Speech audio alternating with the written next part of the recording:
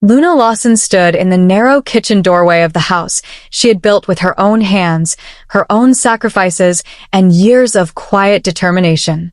The walls were painted a warm cream color, but tonight they felt colder than usual, as if they were listening to the tension that hung in the air like an unspoken argument. Outside, the sound of laughter drifted in from the dining room where her son, Aaron, and his wife, Celine, were entertaining guests. Luna held a folded dish towel in her hands, twisting it slowly as she tried to steady her breathing. "Just breathe," she whispered to herself, her voice barely louder than the hum of the refrigerator. She remembered the long nights she worked double shifts at the clinic, coming home with aching feet and tired eyes, still stopping to sketch plans for this very house on the back of old notebooks. Tonight, though, she felt like a guest in her own home. She stepped forward cautiously, her slippers making soft sounds against the tiled floor, and when she reached the edge of the dining room, Celine's sharp voice cut through the warmth of the room like a blade. "I didn't invite you," Celine said, her tone calm but firm, as if stating a simple fact. The laughter died instantly. Luna froze, her heart thudding in her chest, her eyes slowly shifting toward Aaron, searching for something, anything, that looked like support. Aaron's eyes met his mother's for only a moment before drifting away, settling on the tablecloth as if it were suddenly the most interesting thing in the room. Luna felt that small movement like a door quietly closing. Celine adjusted her chair, crossing her arms with a polite smile that didn't quite reach her eyes. "We were having a private dinner," Celine continued, her voice light, almost cheerful, which somehow made the words hurt even more. One of the guests cleared his throat awkwardly, and someone else shifted in their seat. Luna swallowed hard, her mouth suddenly dry. "I just came to see if anyone needed water," she said softly, holding up the empty glass in her hand like proof that she hadn't come to take up space. The room remained silent, and the silence felt louder than any argument. Memories flooded her mind, standing in the rain waiting for a bus after a 16-hour shift, skipping holidays because overtime paid better, saving every spare dollar in a faded blue envelope labeled House Fund. She had given Aaron and Celine the master bedroom without hesitation, paid the electricity bills, stocked the fridge, and never once asked for thanks. Now, standing there, she felt smaller than she ever had in her life. She nodded slowly, as if accepting something she didn't want to believe. "I understand," she murmured, and turned away, her shoulders slightly hunched, carrying the weight of more than just embarrassment back down the hallway. Luna closed her bedroom door gently behind her, leaning against it as if the wood itself could hold her up. The room was modest, far from the spacious master bedroom she had given up, but it was neat, warm, and familiar. She sat on the edge of the bed and stared at the framed photo on her nightstand. Aaron at 10 years old, missing 2 front teeth, grinning proudly while holding a school trophy. "I did all this for you," she whispered to the empty room, her voice trembling. Her phone buzzed with a message from a coworker asking if she could cover another shift tomorrow, and for the first time in years, Luna didn't respond right away. She lay back, staring at the ceiling, listening to the faint sounds of laughter returning down the hall. Instead of anger, a quiet clarity began to settle in her chest. She remembered the lawyer she had met years ago when she finalized the house paperwork, how he had carefully explained every detail. "This is your property, Ms. Lawson," he had said, sliding the documents across the desk. "Your name, your ownership." At the time, it hadn't felt important. Tonight, it felt like a lifeline. Luna sat up slowly, walked to her small desk, and opened a drawer she rarely touched. Inside, wrapped in a brown envelope, were the papers that told a story no one at that dinner table seemed to remember. The next morning, sunlight spilled through the windows as Luna stood at the stove making coffee, her movements calm and steady. Aaron walked in, rubbing his eyes. "Morning, Mom," he said quietly, his voice unsure. She nodded, sliding a mug across the counter. "Morning, Aaron." He hesitated, leaning against the counter. "About last night," he started, but the words faded away. Celine entered moments later, dressed neatly, her hair pulled back. "We need to talk," Luna said gently, her tone firm but not harsh. They sat at the dining table, where the humiliation had unfolded hours before. Luna placed the envelope in the center of the table and slowly opened it, spreading the documents out like a deck of cards. "This house," she said calmly, "is still mine. Legally. I never signed it away." Celine's smile faltered. Aaron stared at the papers, his face pale. "I welcomed you here because you are my family," Luna continued, her voice steady, "but kindness is not the same as giving up my place in my own home." The room was silent again, but this time, the silence felt different, heavier, more honest. Celine shifted in her seat, her confidence cracking just slightly. "We didn't mean it like that," she said, though her voice lacked the sharpness it had the night before. Luna met her eyes, not with anger, but with something stronger, self-respect. "Meaning doesn't erase impact," she replied softly. Aaron finally spoke, his voice low. "Mom, I should have said something." Luna nodded. "Yes, you should have," she said, placing the documents back into the envelope. She stood, smoothing her sweater. "This house doesn't belong to silence. It belongs to truth." She explained calmly that the room arrangements would change, responsibilities would be shared, and respect would no longer be optional. There was no shouting, no tears, just clear boundaries drawn like lines in the sand. As she walked back down the hallway, Luna felt lighter, as if she had set down a burden she'd been carrying for years without realizing it. In her room, she paused by the mirror and looked at her reflection. Really looked this time. "You still matter," she whispered to herself with a small, steady smile. Down the hall, voices murmured as Aaron and Celine spoke quietly, the tone different now, careful, thoughtful. Luna sat on her bed, holding her coffee, and for the first time in a long while, she felt like she was finally home. Luna woke the next morning to the soft sound of birds outside her window, their quiet chirping filling the space where tension had once lived.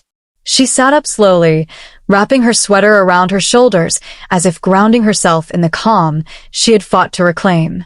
In the hallway, she heard the low murmur of voices. Aaron and Celine were talking, not arguing, but carefully, like people stepping across thin ice. Luna paused by the door, listening without meaning to. "We can't pretend nothing happened," Aaron said. Celine sighed. "I didn't realize how deep it went," she replied. Luna stepped into the kitchen, and both of them fell silent. "You don't have to whisper," Luna said gently, pouring herself a glass of water. "This house is big enough for honesty." Celine looked at her, unsure. "I didn't grow up learning how to share space like this," she admitted. Luna nodded. "Neither did I," she said softly. "I learned how to make space by working for it." She told them about the years she slept on a couch to save money, the weekends she skipped rest to pick up extra shifts, the fear she felt signing the loan papers alone. The room grew quiet, not from discomfort but from listening. For the first time, Luna didn't feel like she was explaining herself. She felt like she was being heard. That afternoon, Luna walked through the house slowly, as if seeing it for the first time. She ran her fingers along the banister she had chosen after months of saving, touched the framed family photos she had hung one by one, each memory carefully placed like a brick in a wall. Celine followed her, hesitant but curious. "You really built all this?" Celine asked. Luna smiled faintly. "Not with my hands," she said, "but with my back, my time, and my faith." They stopped by the master bedroom door. Celine looked inside, then back at Luna. "I didn't know what this room meant to you," she admitted. Luna took a breath. "It meant rest," she said simply. "A place I thought I'd grow old in." Celine nodded slowly, her eyes softening. "We can move," she offered. Luna shook her head. "It's not about the room anymore," she said. "It's about how we treat each other inside these walls." They stood there for a long moment, not as rivals, not as strangers, but as two women learning how to exist in the same story without erasing each other. Later that evening, Aaron knocked on Luna's door. "Can I come in?" he asked quietly. Luna stepped aside. He sat on the edge of the bed, rubbing his hands together like he used to when he was a nervous boy. "I was afraid last night," he confessed. "Afraid if I spoke up, I'd lose something." Luna sat beside him. "And by staying silent, you almost lost me," she said gently. his eyes filled with tears. "I never meant to make you feel invisible." Luna placed a hand on his shoulder. "Love isn't just how you feel," she told him. "It's what you do when it's uncomfortable." Aaron nodded slowly. "I want to do better," he said. Luna smiled, small but real. "Then start by standing," she replied. "Not behind me, not behind her. Stand with me." He wrapped his arms around her, and for the first time since the dinner, Luna felt like she had her son back, not as a child, but as a man willing to grow. The next weekend, Luna invited neighbors over for tea. It wasn't a grand gathering, just a few folding chairs on the porch and a tray of homemade pastries. Celine helped her set everything up, carefully placing cups and napkins. "I used to think hosting meant showing off," Celine admitted. "Now I think it means making people feel safe." Luna smiled. "You're learning," she said. One of the neighbors, an older woman named Mrs. Carter, leaned over and whispered, "This house feels different." Luna laughed softly. "So do I," she replied. The sun dipped low, painting the sky in warm colors, and laughter floated through the air, not the sharp kind from before, but the easy kind that didn't push anyone out. Luna watched Celine and Aaron pour tea for the guests, their movements relaxed, their smiles genuine. It wasn't perfect, it wasn't magical, but it was real. And for Luna, that was enough. That night, Luna sat alone on the porch, a blanket around her shoulders, the moon casting a silver glow across the yard. Celine joined her, holding 2 cups of tea. "I wanted to say thank you," Celine said, handing one to Luna, "for not throwing us out, for giving us a chance." Luna took the cup. "I didn't keep you here out of mercy," she said. "I kept you here because family is something you build, not something you win." Celine nodded, staring out at the quiet street. "I was so focused on claiming space that I forgot to earn it," she admitted. Luna looked at her. "Space isn't claimed," she said. "It's shared." They sat in silence, not awkward, but peaceful. The kind of silence that didn't feel like surrender, it felt like understanding. Months passed, and the house settled into a new rhythm. Bills were split, chores were shared, and conversations replaced assumptions. Aaron started cooking dinner once a week, nervously presenting his meals like a child showing a school project. "Be honest," he'd say, and Luna would laugh. Celine began asking Luna about her life before the house, before Aaron, before everything. "Who were you before you became mom?" she asked one evening. Luna thought for a moment. "I was a woman who believed she could make something out of nothing," she said. Celine smiled. "I think you still are." Those words stayed with Luna long after the dishes were done. She realized that respect didn't come from documents or ownership. It came from being seen. And for the first time in a long while, she felt truly visible. One afternoon, Luna found herself back at the clinic where she had worked for so many years. A younger nurse recognized her. "Ms. Lawson," she said, "you always stayed late. I used to wonder how you did it." Luna smiled. "I thought I was building a house," she said. "Turns out, I was building myself."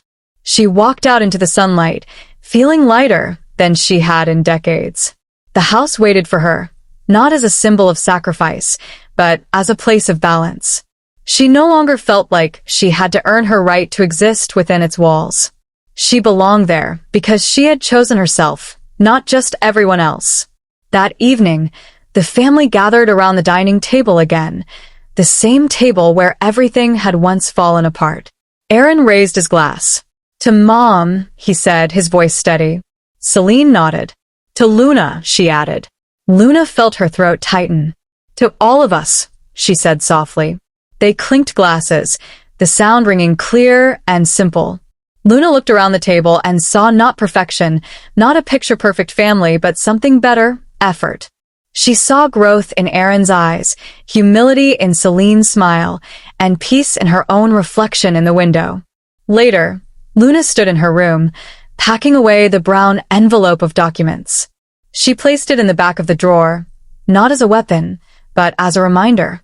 She didn't need to pull it out anymore. Her voice had become stronger than paper. She looked at the mirror and smiled at the woman staring back. "You didn't lose yourself," she whispered. "You found yourself." The house was quiet, but not empty. It was full of life, of learning, of second chances. On a warm morning filled with soft sunlight, Luna stepped outside and breathed in deeply. The world felt wide again, full of possibility instead of obligation. The house behind her stood strong, not just because of its walls, but because of the truth that now lived inside it. Luna Lawson had built more than a home. She had built a boundary where love and dignity could stand side by side. As she walked down the steps, her phone buzzed with a message from Aaron. "Proud of you, Mom." Luna smiled, tucking the phone into her pocket. She didn't need proof anymore. She carried her worth with her, steady and unshaken, wherever she went. The following week, Luna found herself standing at the front gate of the house, watching the morning traffic pass by like a quiet river of lives moving forward. Celine joined her, holding a small notebook. "I've been thinking," Celine said carefully, "about starting something of my own. Maybe a small baking business." Luna raised an eyebrow, a hint of surprise in her eyes. "That's a brave thought," she said. Celine laughed nervously. "I think I finally understand where courage comes from." Luna leaned against the gate. "It comes from knowing you can fall and still stand up again," she replied. They talked for a long while, sketching out ideas in the notebook, laughing at messy handwriting and impossible plans. It wasn't about business, really. It was about Celine learning how to build something that belonged to her, the same way Luna had once built a home from nothing but faith and tired hands. That evening, Aaron came home carrying a small potted plant. "For the living room," he said, setting it on the table. Luna smiled. "What is it?" she asked. "I don't know," he admitted. "The man at the store said it's hard to kill." Luna laughed, a real, open laugh that filled the room. "Then it'll fit right in with his family," she said. They placed the plant by the window, where sunlight spilled in. "We'll take care of it together," Aaron said. Luna nodded. "That's how things survive," she replied. "Not because one person holds them up, but because everyone does."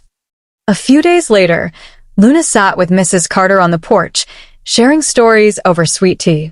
"You've changed," Mrs. Carter observed. Luna thought for a moment. "I think I stopped shrinking," she said. Mrs. Carter chuckled. "About time." The breeze moved through the trees, carrying the sound of children playing down the street. Luna watched them, thinking about all the versions of herself she had been: worker, mother, provider, peacemaker. Now, she was something new, a woman who knew her own worth and didn't apologize for it. Celine stepped outside and handed Luna a freshly baked roll. "First batch," she said proudly. Luna took a bite. "It's good," she said. "But more than that, it's yours." Celine's smile stretched wide. That night, the house glowed softly with warm light as Luna walked through each room, turning off lamps one by one. She paused in the dining room, running her hand across the table where everything had once broken and begun again. She remembered the silence, the humiliation, the quiet strength that had risen inside her instead of anger. "Thank you," she whispered, not to the house, but to herself. In the hallway, she heard Aaron and Celine laughing over something small and silly. The sound didn't sting anymore.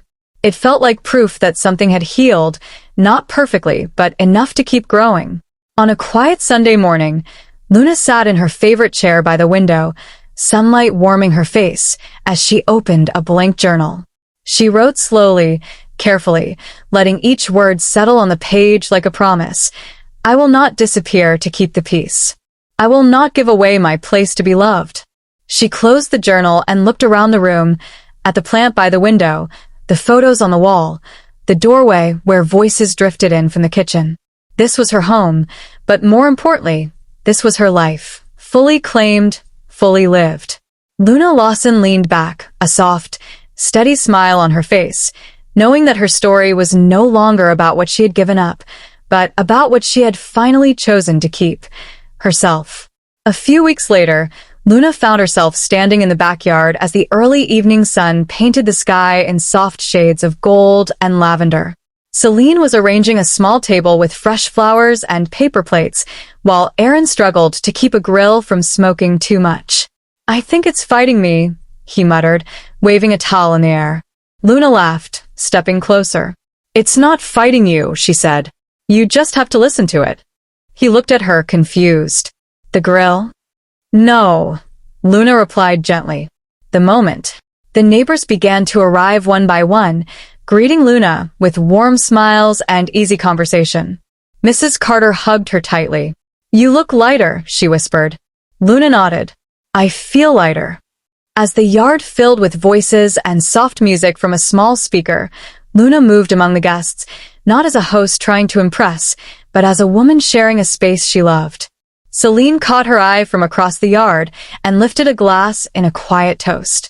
Luna returned the gesture, feeling a calm pride settle in her chest. Not for the house, not for the gathering, but for the way they had all learned to stand together without anyone being pushed aside. Later that night, after the guests had gone and the yard had fallen quiet, Luna and Celine sat side by side on the back steps. Fireflies blinked in the darkness like tiny stars. "I used to think strength meant taking control," Celine admitted softly. "Now I think it means knowing when to step back."